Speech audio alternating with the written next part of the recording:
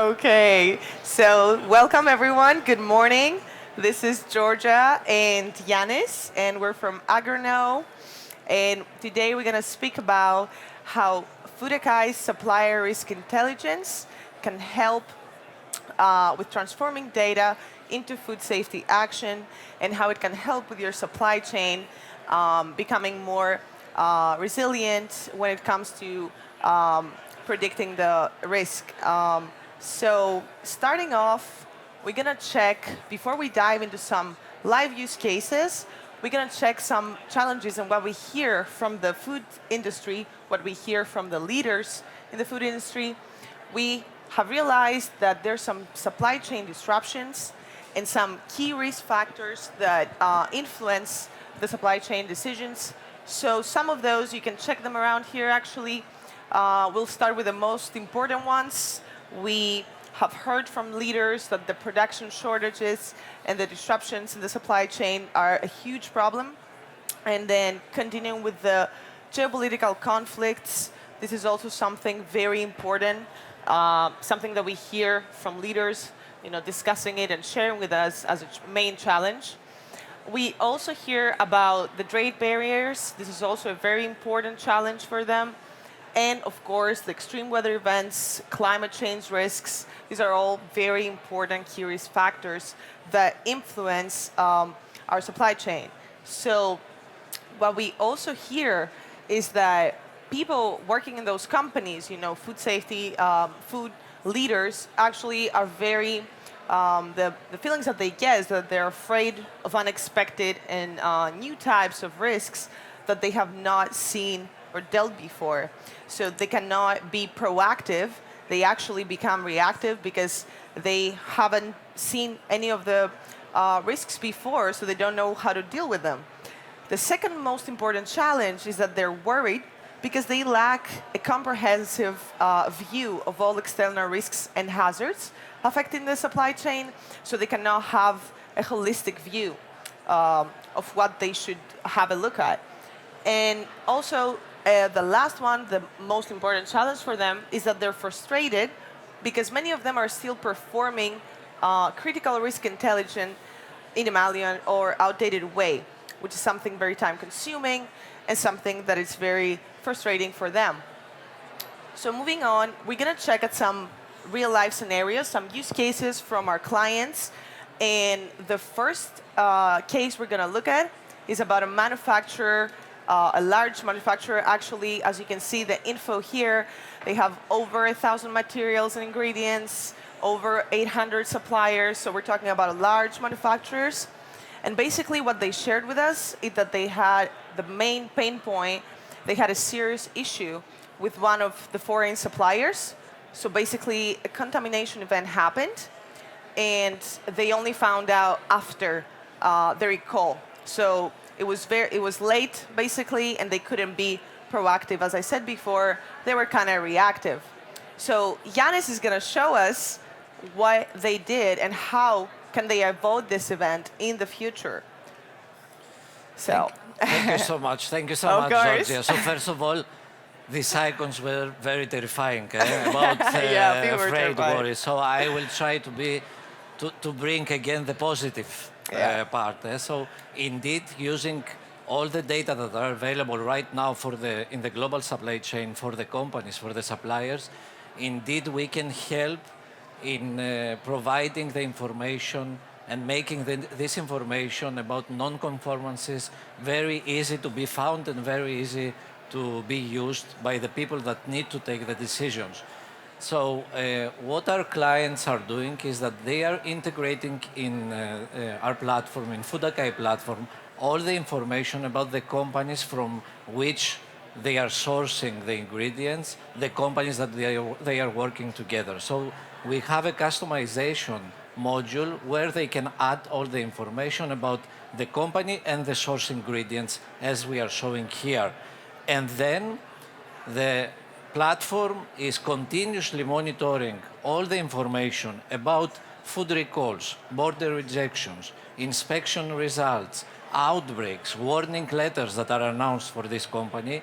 And every time that there is a new incident for this company, a new information for this company, for your supplier, an alert is sent to the company. And actually, they are calling these alerts actionable alerts because then they can directly communicate with the supplier. They can check what exactly happened, and they can make sure that they have all the measures in place in order not to have something that will affect their supply chain. So this is about actionable alerts. Thank you, Yanis. Yeah, so basically you get all the information in one place about the things that you care about the most. So you get all the information in the alerts.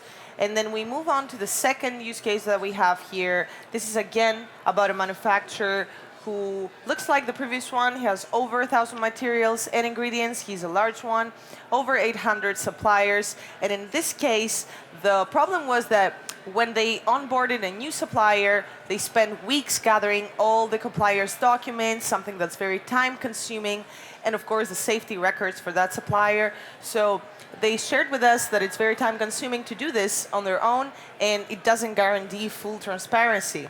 So Yanis is going to show us what we did in this case and how we helped this manufacturer. So in this case, in Food Akai, we have what we are calling suppliers food safety due diligence or suppliers background check. This means that it's super easy to access information about the food safety history of any company. So it makes this information transparent. You can find information about the previous incidents, recalls, border rejections, inspections, warning letters that has been announced for this company. So before onboarding or start the collaboration with the company, you are aware of the full history. Keep in mind that here you are not, it's not so easy to find this information, and it's not possible to find all this information in global supply search engines because we are pulling information from PDF files, from Excel files that are not always available. And the second thing is that many of this information can be archived already by the food safety authorities. So in some cases, you may search in a global search engine. You are putting the name of the supplier. If there are any recalls, there's no information. But this may not be true because we have also information that is not available by these global search engines. Exactly. So even if some information are not available anymore, you can still access it through our platform. And then moving on to the third use case that we have here, again, a manufacturer profile similar to the previous ones, over 1,000 materials and over 800 suppliers. The pain point, the main problem here was that the risk levels for the suppliers and the materials change over time, and it's very hard to keep up actually. So a supplier that was safe last year might not be safe this year and might have new risks to mitigate today. So how can we keep up with this case? So Yanis? That's so true. The risks that we have in the global supply chain are changing, and the frequency of this change is getting higher during the last 2 or 3 years. We have constantly new emerging risks for the ingredients, for the materials that I'm sourcing from a company. So we need to deliver something that is more dynamic in terms of risk assessment. It's not enough to have a risk assessment for the company once per year because there are many risks that can affect this company. So what we are delivering is what we are calling dynamic risk assessment dashboard for all the companies that consolidates information about border rejections, recalls, inspections, warning letters, and this information is used, this profile is used to prioritize effort and to reduce the frequency or to increase the frequency of, for instance, audits for facilities and for companies that are right now at high risk. So in this, one of the very important parts that we have utilized and we have developed in this, if we go to the next slide, is the part of how AI technology can be used to help us in the assessment of the suppliers. So we are using AI-powered forecasts for the risk that may affect your suppliers. So we can highlight to you which are the forecasted risks for specific suppliers, but also for which suppliers it is forecasted that we will have more issues in the next months. And if you ask, but how we are getting this information, we are using the source ingredients and materials that the companies are using in order to forecast the risks in these materials, and this is how we project this risk for the suppliers. And then in the platform, we can create risk matrices with different risk factors, like the incident-based risk, the recalls, the border rejections, the warning letters that we have for the companies. And this dashboard, these risk matrices, can be used to prioritize the preventive measures like the audits plan for the facilities and for the suppliers. And always the goal is to be able to identify very easy the companies that, based on the risk, emerging risks that we have in the global supply chain, they are at a high risk level right now. Exactly. Thank you. Thank you, Yanis. And I think we can talk about the business Yeah. value that they get from all this. This is very important, of course. So which is the actual values that we see our clients that are getting?